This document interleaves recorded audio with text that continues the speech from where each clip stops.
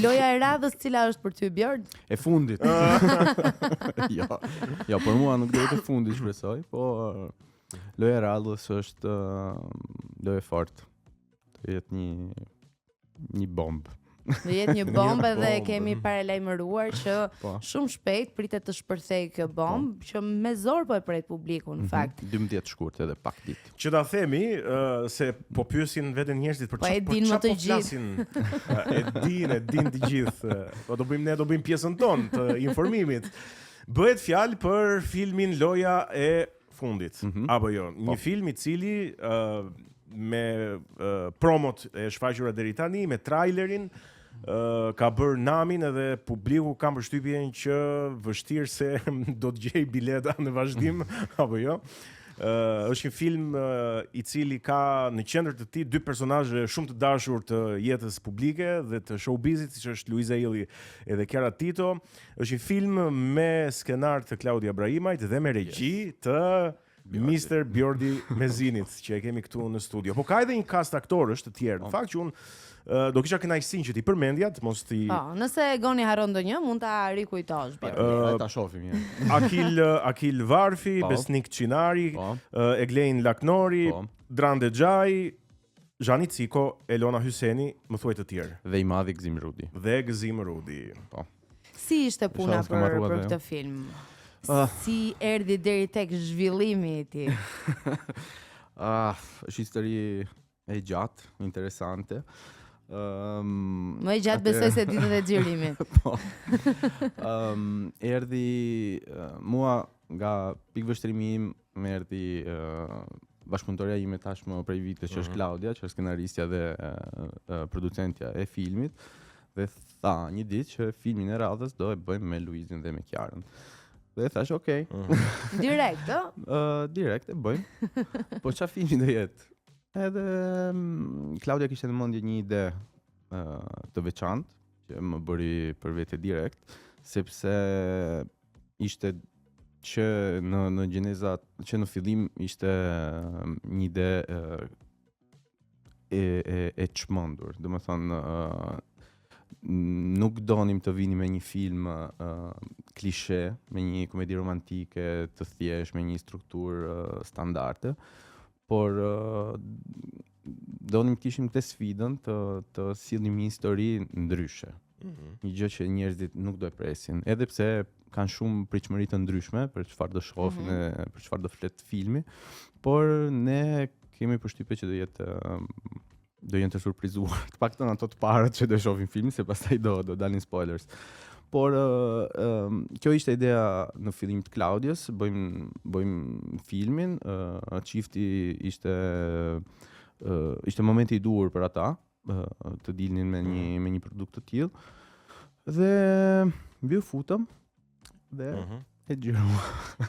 Ti ke ndonjë frikë përpara publikimit të filmit, ndonjë gjë që e ruan me veten, po ndoshta mund ta ndash dhe ne me ne këtu. Kam frikë gjithmonë që koha nuk mjafton, se unë si që jam, le të themi, përgjegjësi I filmit, nga fillimi deri në fund, jam gjithmonë në kërkim të kohës. Dua sa më shumë kohë që edhe xhirimet kenë kohën e vet të bëhen me sa më shumë dubla, postproduksionit këtë kohën e vet që të ndjekësh detaje. Por ne këtë kohën gjithmonë nuk e kemi, se tregu jon është ai që është, edhe ne detyrohemi se s'bën që të rrim brenda buxhetit, të shkurtojmë ditët e xhirimit. Pra frika ime është gjithmonë kjo, kam pas mjaftu shumë kohë për të bërë gjërat si duhet. 19 ditë ishin ato në të cilat ju xhiruat. 19-20 ditë, po. Ndodh kjo zakonisht në shesh xhirime, se si njerëz pa eksperiencë I bëjmë edhe këto pyetje. Për të xhiruar një film, zakonisht një film, le të themi standard, një komedi, një dramë, nuk po flasim për kolosal, ku ka shumë efekte speciale dhe aksion, do 25 deri në 35 ditë do ishte mirë të dedikoheshin xhirimeve. Ne e bëjmë më shpejt. Edhe na pëlqen pak kjo pjesa, me thënë të drejtën, e presionit, na bën të performojmë më mirë. Po prap është një gjë që vetëm ne në Shqipëri e bëjmë. Ne pak më shumë se të tjerët, se ka pas prodhime tani të fundit që kam pas buxhete të mëdha, kam pas kohë të xhirojnë sa të donin. Por ne kemi këtë. Po kjo ndodh për shkak të buxhetit për ta kuptuar? Po, kryesisht po. Një ditë xhirimi kushton shumë. Është shumë e shtrenjtë, pajisjet, aktorët, cateringu dhe e vetmja mënyrë që ke për të kursyer në buxhet është të shkurtosh ditët. Edhe këtë bëjmë. Si janë me kërkesat për pagesë aktorët shqiptarë? Vërtet jam kurioze tani. Se ne po t'i referojmë rasteve të Hollywoodit, gjejmë shifra maramundse ekstreme, po këtu në Shqipëri çfarë ndodh? Atëherë, duhet të them që për mua në radhë parë asnjë aktor paguhet aq sa meriton këtu. E thënë kjo, duhet marrim edhe parasysh tregun, kështu që është një pyetje e vështirë. Çdo artist që punon me ne, me mua, ka një karrierë të veçantë, edhe janë të gjithë të ndryshëm me kërkesën që kanë për buxhetin, sepse varet edhe nga angazhimet që ato kanë, edhe kompensimin që ato kërkojnë për kohën e tyre. Por ja, përgjigjja ime përfundimtare është që meritojnë më shumë. Gjithë meritojnë më shumë. Por avash do stabilizohet si. Sa do ishte buxheti ideal për ty për të bërë një film? Nëse do ta kishe ti në dorë për shembull, po themi. Varet gjithmonë nga zhanri, por një zhanër, një komedi, le të themi bazike këtu me kostot e Shqipërisë po flasim, që të bëhet unë po flas tani si në ëndër, kisha një mundësi të gjëroj ata. Po, edhe ne për ëndra po flasim. Le të themi kesh 250-300.000 euro. Kam përshtypjen që është pak, pra. Është pak, por unë jam realist, domethënë unë e di që me këto kosto që kemi në Shqipëri nuk të duhet më shumë për një komedi po flas, për një komedi ose një dramë ku nuk ke shumë shpenzime teknike. Pastaj nuk dalin kur lekë. Po sigurisht. Dhe pastaj limiti është qielli, po themi, ka filma që janë tmerrsisht të shtrenjtë. Nuk dua të fluturoj kështu, them që një bazë do të ishte një 300 që për prodhim. Gjë që nuk ndodh shpesh. Ndonjë film këtu edhe mund ta ketë arritur atë shifrën, por është shumë e vështirë të gjesh sponsorizime, është e vështirë të rimarrësh fitimin se ti edhe mund t'i gjesh lekët për ta prodhuar, por një film quhet i suksesshëm nëse ti e merr mbrapsht të kthehet në bileta dhe kjo është problemi jon kryesor se unë dua të kuptoj çfarë i bin sponsorët, po themi kur shkon edhe u flet, po themi për filmin edhe që kërkon sponsorizim. Unë nuk jam pjesë asnjëherë e kërkimit të sponsorët, është pjesë e producentëve që e bëjnë këtë gjë dhe të agentëve të marketingut. Por di që ato bëjnë një propozim, i propozojnë reklamimin e produktit ose të firmës tyre tek filmi në një mënyrë që ne mundohemi të. E di pse të pyes, sepse duhet të kuptoj si funksionon tregu i sponsorizimit të filmave prandaj. Zakonisht kështu funksionon. I prezanton projektin, i thua kanë këtë hapësirë, kjo hapësirë kushton kaq, kjo tjetra kushton aq. Kështu që kush ka interes, zakonisht bizneset gjithë kanë një buxhet i dedikuar për marketing. Jo, ajo që unë doja të kuptoja është çfarë mendon ti si regjisor se i bind sponsorët. Pra i bind skenari, emrat. Zakonisht është emri i personazhit. Prandaj doja të të pyesja. Emri i personazhit është gjëja e parë që ata duan të dinë kur fusin se t'japin de facto të bëjnë të mundur realizimin e filmit. Duan personazhe të dashur për ata që e dinë që mund të kenë një farë rezonancë mediatike dhe ose pastaj edhe fama që ti ke. Ne për shembull kemi punuar me disa sponsorë në projekte të kaluar që kanë mbetur të kënaqur edhe tashmë thjesht duan të dinë sa që është punë e vështirë ajo e vendosjes së produktit në një produksion kinematografik. Ja do na e thot si regjisor që je do na e shpjegosh si bëhet. Në një nga filmat përpara ti që do shohim shumë shpejt, një nga gjërat që kam vlerësuar edhe ta kam thënë edhe ty Egon, ka qenë mënyra se si produkti ishte vendosur. Pra, ti nuk e dalloje që aty në fakt po bëhej marketing, por po thua për film të Bjordit. Po. Luli dhe Goni Lemës. Po ti thuaje se ne kemi pas. Se thash, mos po thot ndonjë film ndonjë regjisori tjetër që s'po duhet më japësh ky kaq i mirë që. Unë thash është një Bjordi me një njëve.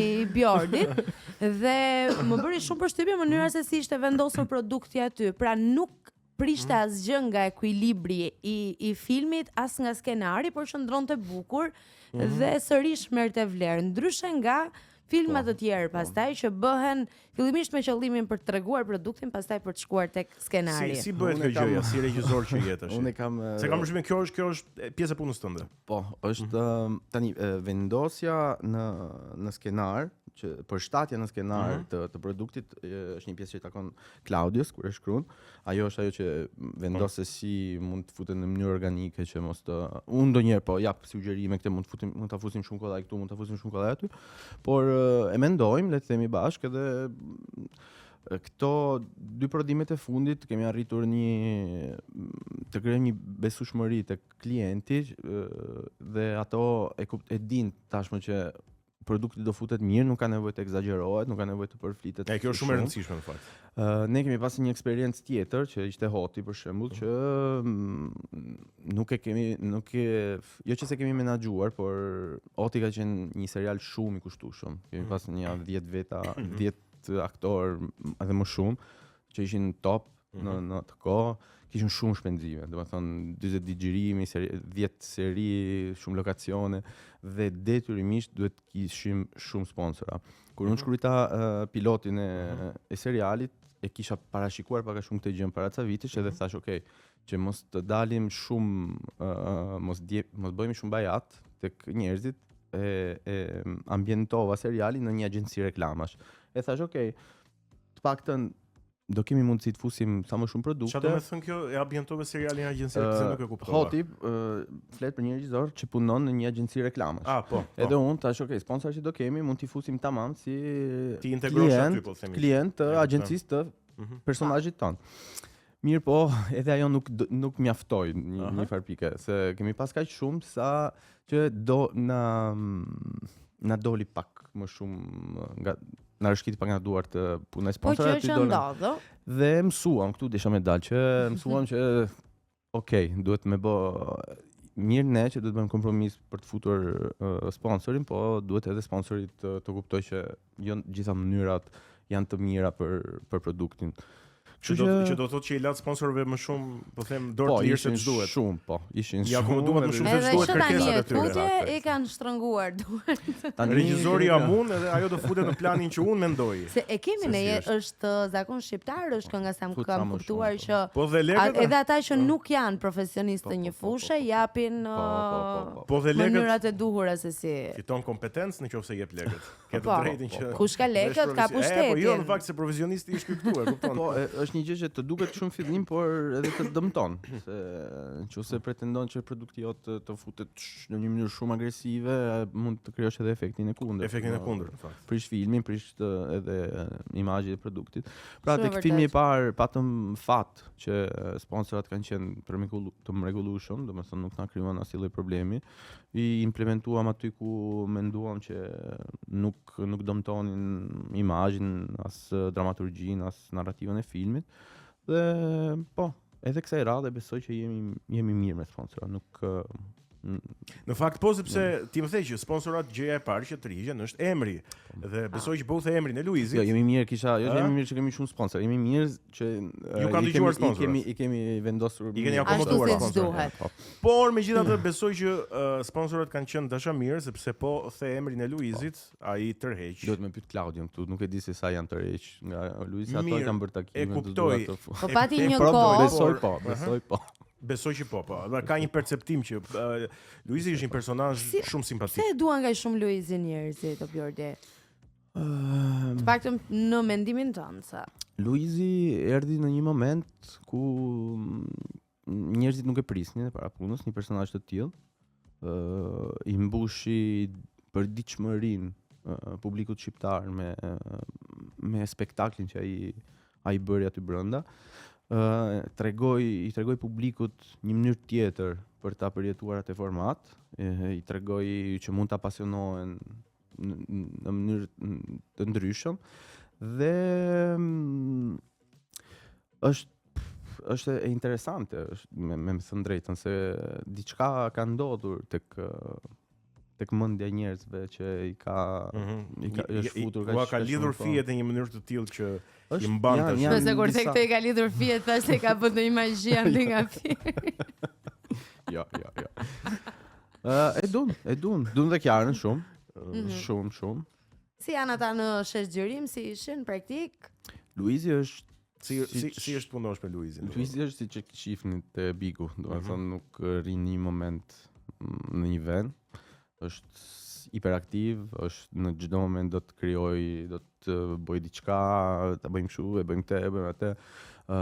Ka një si thuhet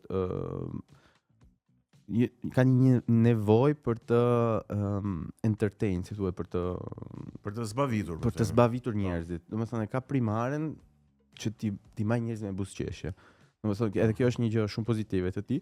Por mua që jam 12-or, 14-or i përqendruar tek xhirimi, ndonjëherë më duhet që ti them Luiz, lutem përqendro këtu se duhet lënë bashkëletën se nuk do xhirojmë skenën.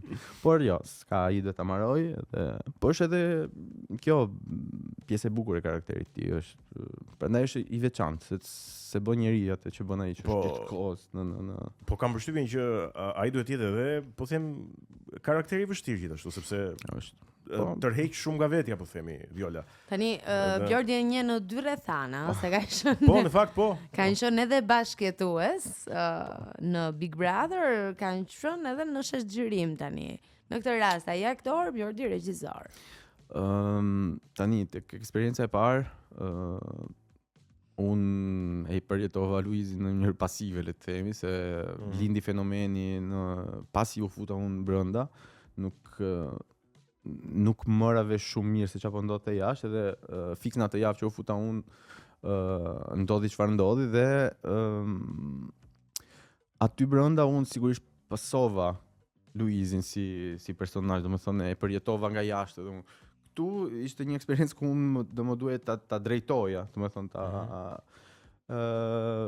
pra se di, eksperienca e dytë ka qenë më e mirë sepse ishim tek kisha ime. Tek eksperienca e parë shumë ke vetja. Ishte më e thjeshtë ta menaxhoje, po them tek pjesa e dytë. Po, e thjeshtë është, nuk ka nevojë ta menaxhosh Luizin se nuk është.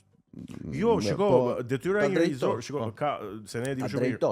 Ta drejtosh, po. Okej, që të përdorim një fjalë korrekte. Ideja është që ne e dim shumë mirë që edhe jashtë, sidomos në atje ku ka industri të madhe kinematografike, aktorët e mëdhenj janë edhe të vështirë për të menaxhuar, më nuk është ndonjë tabu kjo. Po.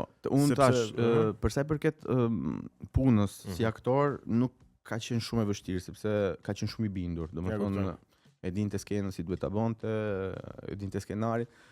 Ka qenë kjo pjesa para take-ut, para se të jepi aksion, vështirë për të menaxhuar, se si të thash, është shumë aktiv, shumë, domethënë entertainer, nuk duhet ta marrësh një sekondë thosh okay, hajde. Kjo ka qenë. Tani është moment. Por për sa i përket aktrimin, interpretimin, do të lëvizëm nga kjo pikë, te kjo pikë nuk kemi pasur as edhe një lloj diskutimi, ka qenë të dy fantastik. Për ty si regjisor, çfarë bën një aktor të mirë edhe të thjesht për të punuar me të? Një aktor është i mirë kur beson atë që po bën për mua. Është i mirë kur e merr seriozisht atë që po bën. Pa çka se po bën, pavarësisht se po bën komedi, dramë ose aksion, nuk ka rëndësi. Unë vlerësoj aktorët që e marrin gjën seriozisht. Pastaj eksperienca, përvoja janë gjëra që rregullohen. Baza është bindu. Këtë vlerësoj unë në set. Pra ideja është që regjizori është ai që e ka të gjithën në kokë, regjizori është ai që e di më së miri dhe duhet që ti bindesh regjizorit për këtë arsye. Të bësh pjesën tënde mirë. Digjo. Atëherë, unë them gjithmonë kur flas me stafin tim, unë nuk bëj asgjë tek një film. Unë si regjisor nuk bëj praktikisht asgjë. Po të mendosh, çdo njeri në set vjen ka një vegël me vete.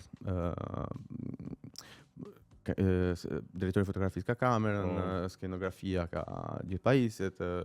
Unë jam i vetmi që vi, edhe teorikisht mund të mos kem asnjë gjë në dorë, sepse punën e bëjnë të tjerët. Pra, ti thua e kemi. Ti thua mos më ke kuptuar. Do arrit deri aty. Ti po thua ti personalisht apo regjizori në? Regjizori. Unë si e shoh unë regjin. Okay, Domethënë punën e bëjnë të tjerët. Interpretimin e bën aktori. Unë nuk jam ai që i them do ta bësh kështu sepse di unë. Unë jam thjesht ai personi që e ka kuadrin total të filmit, edhe thjesht fiksesh ajo fjala drejto. Unë them, pak më majtas, pak më djatas, pak më intensiv, pak më pak, sepse thjesht e kam 2-3 hapa mrapa dhe e shoh gjën më të plot. Pra, jam pakundra kësaj, hajde bëj se e di unë, nuk është puna se e di unë, është që duhet ta dim gjithë, duhet ta dish ti në radhë parë se çfarë po bëjmë, edhe nga unë duhet kuptosh vetëm pse duhet ta bëjmë ashtu. Duhet qash pak më shumë para fuskot, sepse në këto moment mbase duhen 2-3 lot më shumë se ashtu na ka ardhur historia deri në atë pikë. Por nuk është e thënë që ato loto që ka edhe përpara nuk janë të mira. Thjesht nuk janë për atë gjën.